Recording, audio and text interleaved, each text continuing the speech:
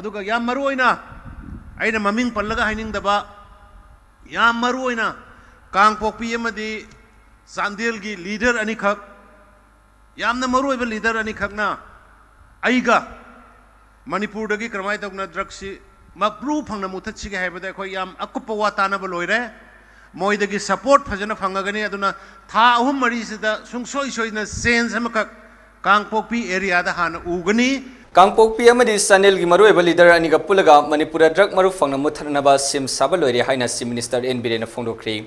wafamasi ngasi Kangpokpi district headquarter da leba Thomas ground pangthokhiba numini ni sumna sethagadaba manga suba state level han thado cultural festival English ni kumhom da phongdokhibani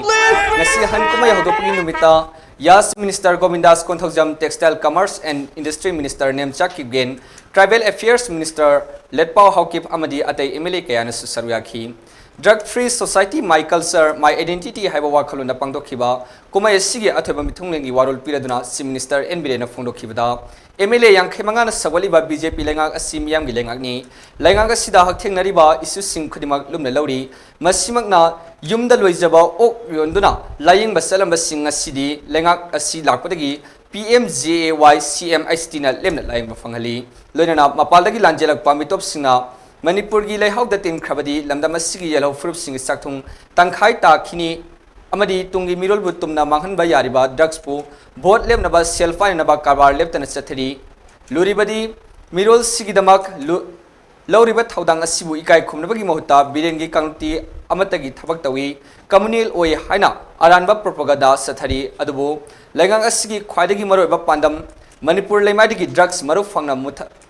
Fangna Mut-Thatnaba dama Kangpokpi amadi Sandel gi Maruoiba lusingba aniga punduna thabak sathaba hongnaba sem sabalori masigi fol Kangpokpi da athuba matamda uwa fanglagani haina phongdokhi kudna kuki silnau singi aikoi thadaugina hun chibai hun se aikoi na yamna mamangdagi se aigi Iyamba ipagumlaba pudongel magi matamdagi thadau students thadaugi oiba ariba lamdam sida leiraaba Manipur sida leiraaba ariba thadau haiba ikhogi selinau mayam se masigi aikhoina angang oringai pi ngai dagi targa lakpa All India Radio da Thadaugi sei tarase Thadaugi program yengase tarase haiba mayam do aina ngasi mayam gi mapandagi ishorgi mapandagi blessing dagi Manipur gi chief minister oijaba phangaba matungda Thadau singi akhannaba mafam ama pina na bohona rakpada aigi laibiriba honorable MLA Singh aduga Maruoina Thadau NP gi leadership aduga Thadau gi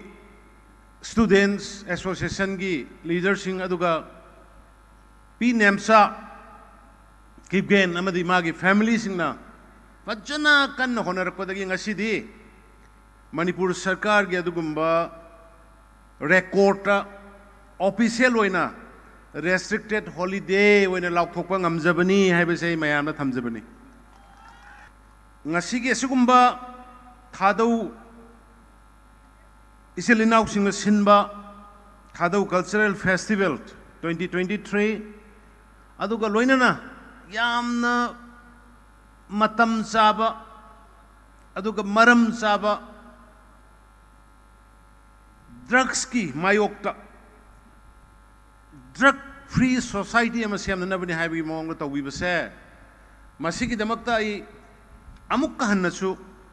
ai Thadau gi organizing committee Thadau gi iselinau mayam purang koi gi thamoi dagi ai sorgi mingda mayam koi khurumjari amadi ai thagachari loinan ngasi ge sugumba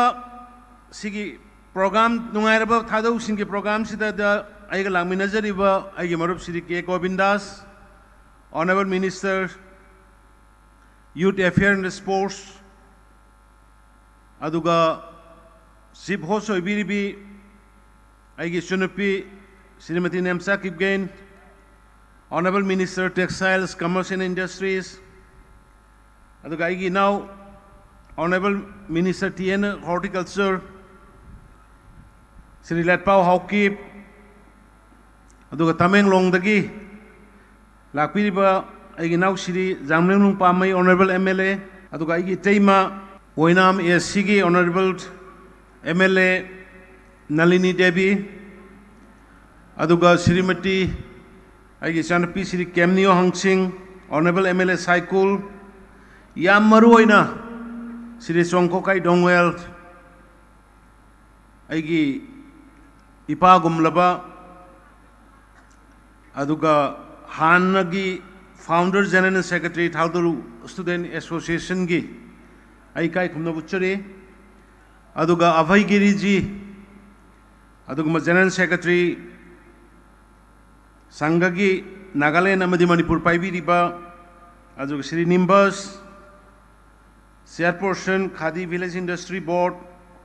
aduga Yamkolet Haukip Chairperson Manipur State Disaster Management Authority koi More dagi aduga DGP Si Dongel aduga DC Kangpokpi SB Kangpokpi aduga Sirs ki prayer topic hipa Pastor Singh, Reverend Singh, Leader Singh, Civil Society ki organization mayam punamak CSO ki Leader Singh yam maruoina Morbung woman amadi Thado Baptist women ki Isan Singh, Ise Singh mayam punamak aduga cultural tropes Thado community amadi atai mafam silai biri pa chenau mayam punamak aduga aiga lamina jariba official sing aduga media ki marumapang ai thoidoi na Thado festival sibu ishorna sanbidana afaba mongda santi leiba mongda pangthoktana lamnam sida santi porpo werasunu haibaga loinana ai mayamda yaifa paujel pijabaga loinana ai punangpu khurumjari ai matam sangla logjaroige festival ngasi si ai na tabada a Bombay rom dagi nupi masak phaja biga laiba male dance ka tawdna yam tawgudori male adu boy ngasai ekhoi thadaugi dance troupe singdu phajagre moi dagi hena phajaram gudu mande isa singdu nupa masa singdu loina masaje nu governance bani wari saramini masaje loina tanan nupi masa singdu yamna ekhoi da civilization gi port ama neat and cleaned oibagi fange ai mayamda karigumam khai jage Bharatiya Janata Party ki sarkar se mayam ki sarkar ne ngasi Bharatiya Janata Party sida sogolaga leiriba MLA se khoi yankhai ga mangani humpu gi manung da khoi yankhai mangani karigino haiba kanda Bharatiya Janata Party ki adugumba Bharat ki oina luchingbiriba Honorable Prime Minister Narendra Modi ji da mangonda magi ngasai Govindas ai marumna su haikre pumna makshi kholaga puna maka punna chatmina gadabini haiba sabke sath aduga puna makka loina nei khoi vikas to mina gadabni hami development to mina gadabni haiba sabke vikas aduga puna makku trust leina gadabni haiba vishwas to no gadabni amaga sabke vishwas aduga honnabashu akhoi lepa yadi haiba sabke prayas haiba adugumba Honorable Prime Minister Modi ji ki mantra one community one art one future ngasi G20 pangthoiba Bharat Prithvi puna mananga agayangi karigi Honorable Prime Minister Modi ji ki one art one community one future haiba karai digi puthoro ino khangdaba ekhoi se miyoi banga aktani jiba panma mayam sig ekhoi punna hingmina gadabani ekhoi amatani ekhoi se community amakhatani miyoi ba amakhatani aduga future sisu ekhoi na fare phana leire phatre phatna leire future si haidana magi yamna achoba philosophy magi vision adugi makhada Manipur da so ekhoi sembani aduna ne ngasi Bharatiya Janata Party ki Manipur da lusingjariba Biren na Chief Minister moina kanada kari haikhrakeba aina haibadi ngasi thadaugi isil nausingna kangpokpi da hairisne ngasi ekhoi kangpokpi gi sidai da pangthokpa thadau gi festival ekhoi gi kari numit mangarak suba hun festival sidai da yauriba my culture my identity aduga drug free society haiba sigi theme jine ba ngasi aina sahi taruk sida lauraga laksagris अखोई की identity कहाँ लेगदबने कनाना सागी Manipur tribe कुंथ्रा मरी मंगा की museum मचा ओबे चाउबे नंगी identity नंगी अरीब इपा इपू की पोलम थमनबने म्यूजियम ट्राइब कुंथ्रा मंगा की सागी बसे करम सरकार साकी के मसे ओनली बीजेपी सरकार लाखान Sabne ngasi moirang khudong da leiriba adugumba ethnic park sangai ethnic park ta kanana karamba khu imphal da sarambro imphal da sangai festival tabu matam da thadau gi ne yum ma sarga leirambro madai da maring gi ne yum ma sarga leirambra tangkhul gi ne yum ma sarga leirambra ba ngasi madu da sarga thadau gi yum sarga thamise ngasi gi BJP sarkar sinani haibani da that is the recognition, that is the respect. Kari hena pangbe khoi. Madu de yaure sangai festival gi sari ba madu gi sangai ethnic park tu da gangte gi yaure, wifi gi yaure, paite gi yaure, jau gi yaure, thadau gi yaure, wifi gi yaure, maitai gi yaure, maitai pangal gi yaure, maram gi yaure, akoi kunthra ga manga gi. Aina haibudi aduni. That is the Manipur. That is the beauty of Manipur. That is the beauty of India. अखोई tribe कुंथ्रा मंगा दुना पुल्लगा साबा मणिपुर नि मसी अखोई दि आदा खिल्लगा थमबनेबा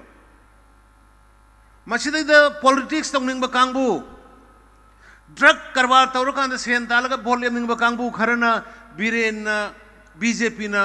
अतोप जाति अमगी मायोक्ता थबक तौरेना संतोइबदो लौबिगनो थबक न यंगबियो अखोई की भारतीय जनता पार्टी की थबकती वाखलोंदी थबक न यंगबियो इतने कुंथ्रा का मंगा की म्यूजियम कराना साकी भारतीय जनता पार्टी की लुसिंग बिरेन की सरकार की मखा साकी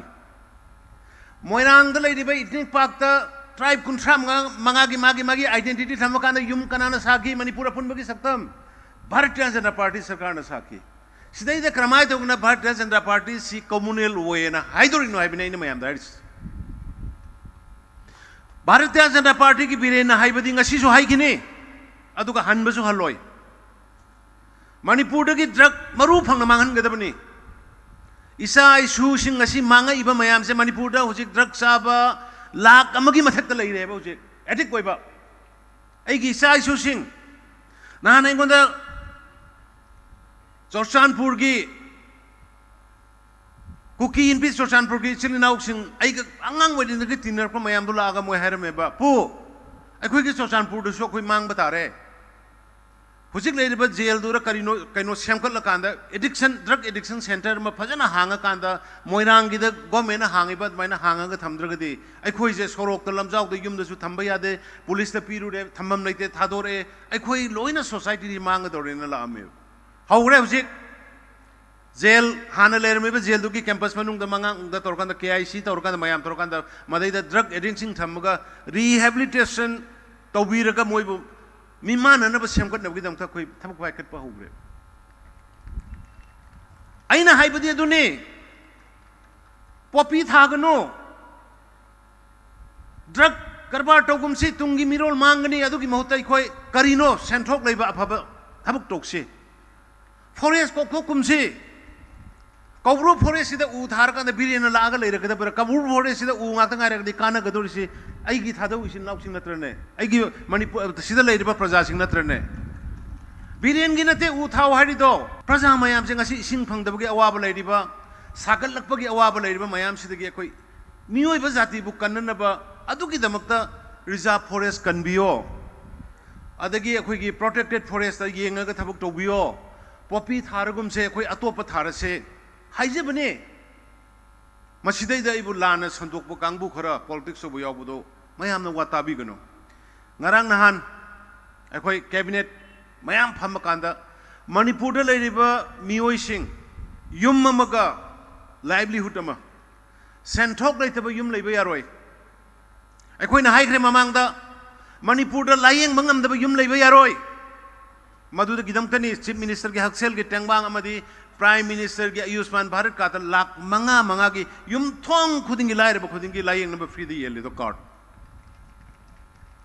ngasi akoi layeng bagi wadre layeng na bagi paisa leite habigi akoi wana yonjaba loijaba ok tu yolaga satreba koi sandu yolaga satreba aigi nupagi pencil du bandhan thamaga layeng dreba je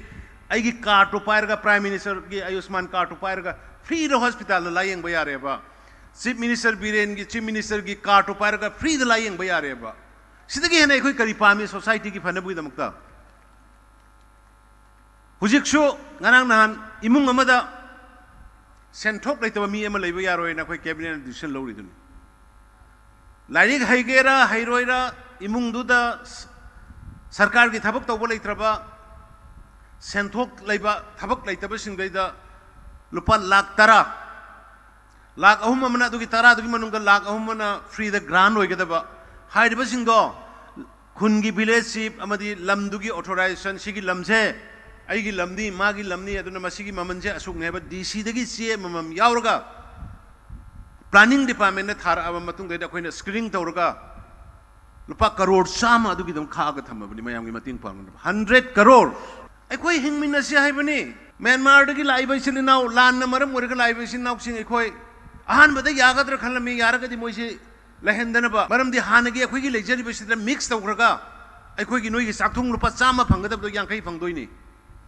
yang kai phangambado kumnanga da handar kadoini madugi damakta ne ina mapandagi lakoi sinau singse koi screening tawsi adana madu hojik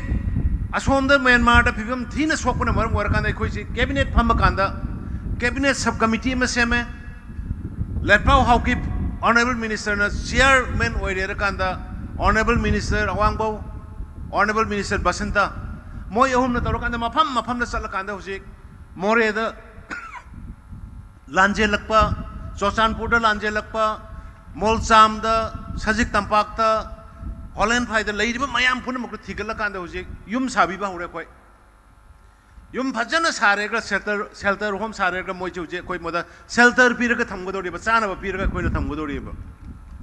adu hayeng Myanmar gi irang do loiro matung da mu hanjagina na ba nata dana lona pusalaga kun da loina tahan graga laigraga di hayeng asi koi gi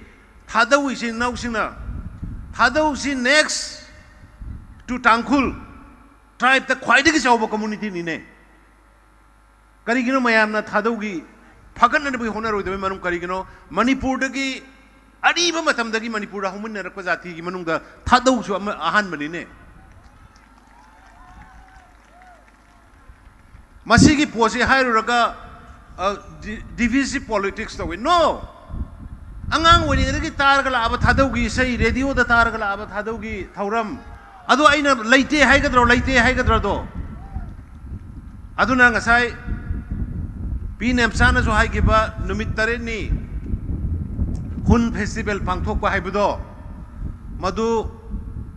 aikhoi gi culture gi thadau tradition gi oina chanabi oina pangthok podudi kaide aduga aikhoi government na noida ayaba pibududi aikhoi cabinet phamgi ge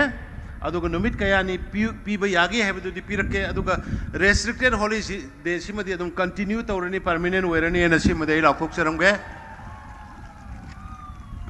aduna loisinjarakpada ai karimata ngasidi yengo aikhoi gi ima sing nupi habise ima ngatane nupi na pharaba imung do phabani ko nupi na phatraba imung do phatamani aduna nemsa phabadagi imung phara kangkokbi khara pharai sinus aduna ima singna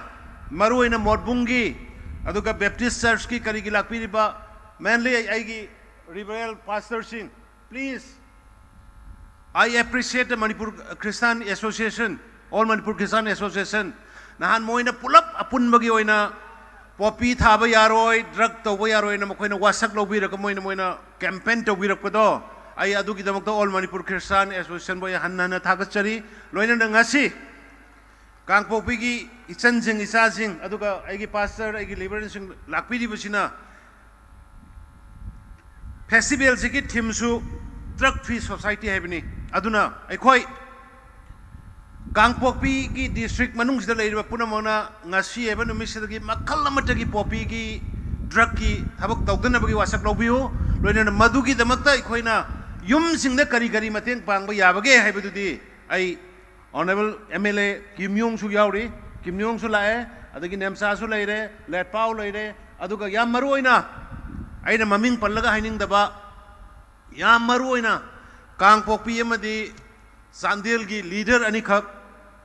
yamna maruoiba leader ani khakna aiga manipur dagi kramai tokna drug si mapru phangna muthat si ga haibada khoi yam akupa wa tanaba loire moidagi support phajana phangagani aduna tha ahum mari sida sungsoi soina sense amaka kangpokpi area da hana ugani drug eradicate tawna ba aphaba lambi da prajajing porokna ba haiba isi haijaraga hadaugi silinau leibiri ba punamak aduga manipur da leibiri ba aikhoi jati kunthra ga mari gi silinau mayam punamak tai na appeal tawningi aikhoi amaga nungsi sanana mateng pangnaraga leiminase mamang aidagi leiminara bani punsi supagi lemina gador tungi mirol dasu adubu aina haibada lana sandokpi gano aina haibadi forest yokatse aise utha aina hanju nam su haramani se uthau u yan gano forest yokatse haibani sida bire la aga legi damate govindas la aga legi damate forest yokatsi turen ising leiraktre haibani popi thagum si karigi drug chungaga isa sing mange haibani sigi ani hum sida ne aina harise amana mapandagi lakpa mido madu phajana khantoga thamaga hayeng la loira kana halan gi sebini aikoi gi marakta mulan gum sebini sigi aigi hariba ahum mari sida yaragadi amka hogot piyo mayam adu khwa khbiyo loina aigi proposal se yabiragadi if you support me maramdi aikoi kanagi against amat work to bunateba we are working the government is working for the welfare of the society our government is working for the welfare of our future generation. Haibani. Aduna masigi wapam kharje thamjaraga ai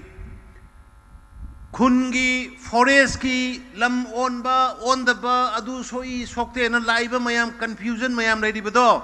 ngasi hungi festival siga mari lenai mayam da social sigi media gi kuthang da manipur gi miyam maruoina chingi leader sing chief sing dai haijaram ge whatever state government karigumba khunamada natraga karingba jaga amada thabak amagi sek tawba natraga adu onba lam onba bu khangde forest ki khangba bu khangde tawraga su mafam da lairiba village ship singa tanaraga makhoiga khanaraga tawbana tana government matomda tawroi haibasi mase yam clearly thamjaramage aduna kana gumagi makhada santoiba oida santoiba politicians singi wado tabi gano whatever government tawgudba punima village tip lairiba mayam dugi tanaraga civil society tanaraga koi fananaba amasu yanaba tawgani haibase ai amukana mayam da assurance pijari ai punamaku thagatsari amukana hunsibai thank you jai hind